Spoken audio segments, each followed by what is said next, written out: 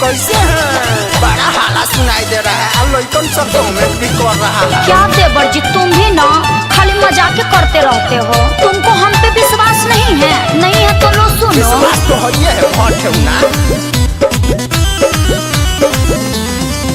रोज गाँव वालों को मैं बुलाती हूँ, खरिहानी में काम करवाती हूँ।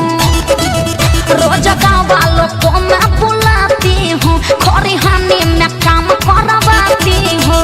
गतान कटवाती हूँ, बोझा बन्हवाती, गतान कटवाती हूँ, बोझा बन्हवाती हूँ। हाथ क्यों तुमल रहा है?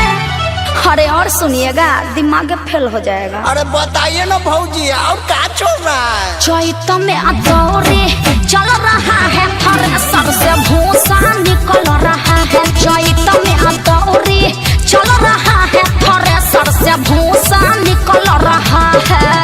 अरे हटिए ना, आँख में घुस जाएगा।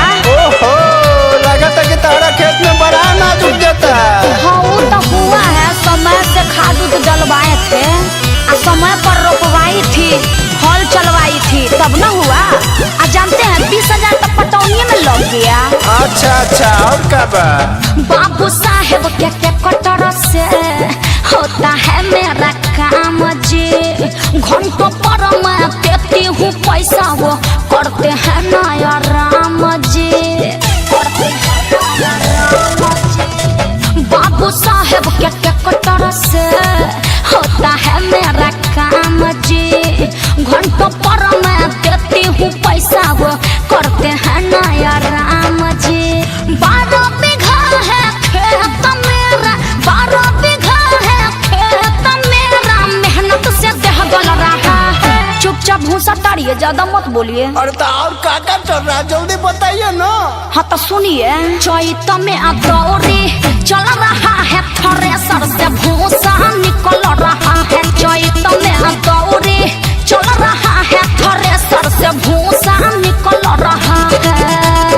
और तो किसी को भी पैसा मिलेगा तो उससे दौड़िए न देगा, हमको भी दीजिएगा तो हम भी कर ही न देंगे। हमारा पुरनका ट्रैक्टर है नु है, और इतना बढ़िया दौड़ी करता है कि भूसा का मेवा बना के फेंकता है। अरे चुपिए, काम के ना काज किया, खाली दुश्मन अनाज के। 3 कुंटल तीसी है निकलल, 6 कुंटल सरस जी। सुन कर राजू न शर्मा बबुआ, दिल्ली से आ रहे परस जी। अरे भौजी का सरसों बोल है। 3 कुंटल तीसी है निकलल, 6 कुंटल सरस जी। सुन कर राजू न शर्मा बबुआ, दिल्ली से आ रहे परस जी। हो न जाए बारिश डर लगता है, हो न जाए बारिश डर लगता है, मौसम बदल रहा है। अरे अब तो समझ गए ना।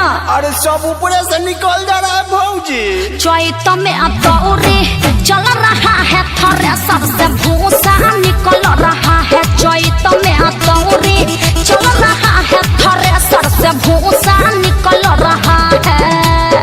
अरे अपना तो मजा ही मजा है।